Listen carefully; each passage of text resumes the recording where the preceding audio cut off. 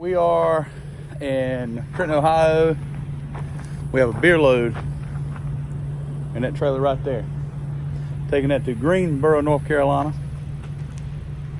And what I want to do, first I'll show you the load, even though you're going to see it in a minute. We have a load of what looks like to be mostly Miller High Life.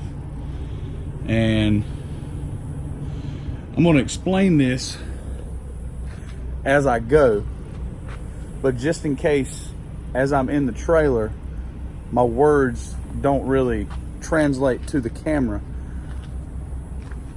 These little flat pieces right here are designed to go up against the load so that I can strap against it without damaging the freight. So that's what you're going to see me do with those. I'll be saying it again once I'm doing it, but just so you know what those are for. And this is just a basic, a simple beer load. It don't get a lot easier than this beer load. It's just flat pallets of stacks of beer. So let's get it.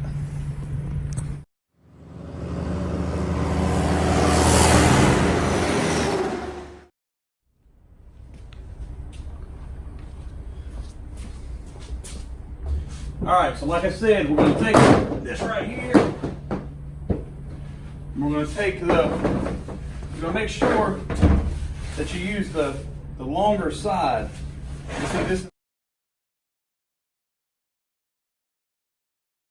got a lip on it, and this side does not have a lip. So you're going to take the side with the lip,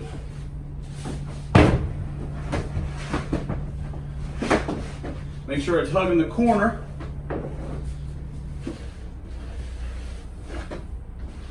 On both sides. So now that we have them on both sides,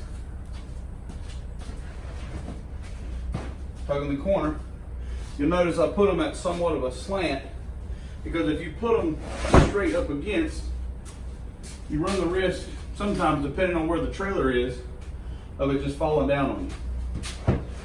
That's important because you're about to try to hook these straps, so you're going to want these just kind of laying back. Don't tighten up with the straps.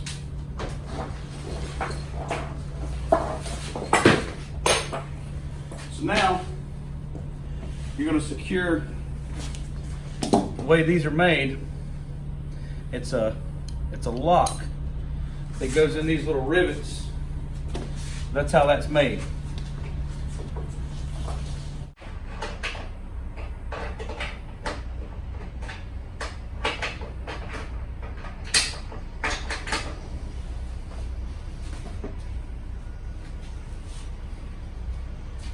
I like to start up high and then do my bottom one.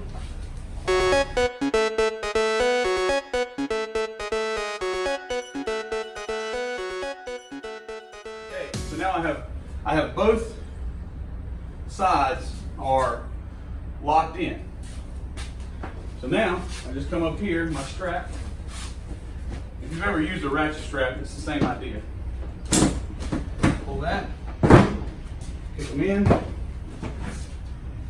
Make sure it didn't pull that lip back over the freight. So make sure we're nice, snug around that side.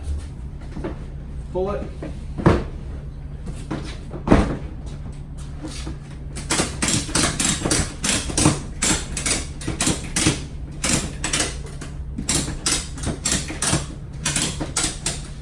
Just go, I won't say as tight as you can go, but pretty close. We do have to ride through West Virginia, lots of mountains and stuff, so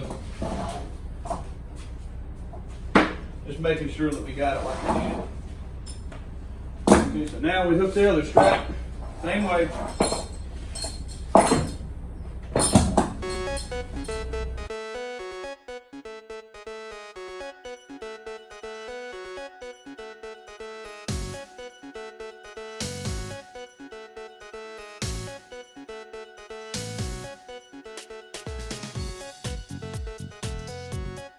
Okay, so now we have tight straps.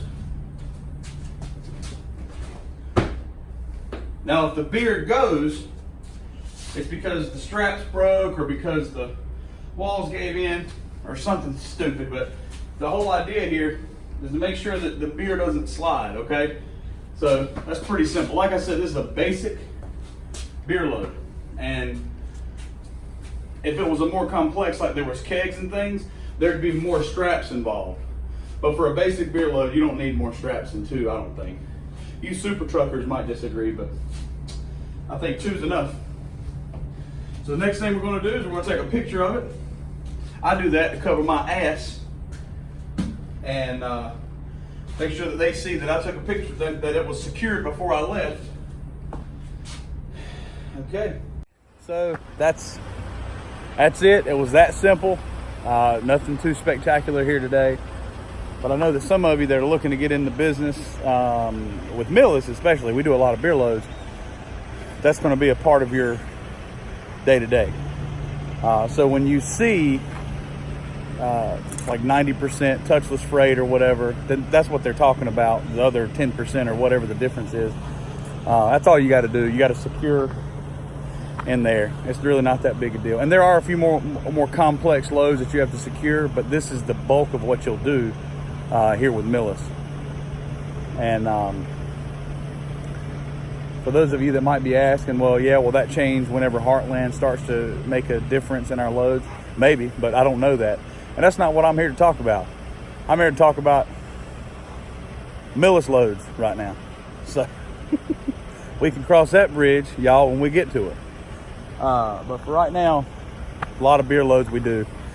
And if y'all have any other questions about this, ask me, because I know it can be a little scary or a little daunting, a little overwhelming to get into something that you're like, well, what if I don't know how to do this? What if I can't do that? What if I can't get up in the back of the truck? Maybe you've had a surgery, whatever. It's not that hard. So I know that these are things that some people have talked to me about before, and so that's why I wanted to show you this. I'm gonna get in the truck, get my paperwork ready, and get rolling. Until next time, drive on, driver. Y'all stay safe out there.